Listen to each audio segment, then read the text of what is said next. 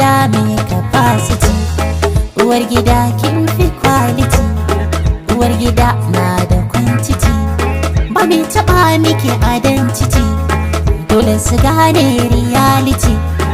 Uwar gida ce security, ta dauri kuke da charity, kyale duk liability, tunda kina da ability, ke ce kike da immunity. Uwar gida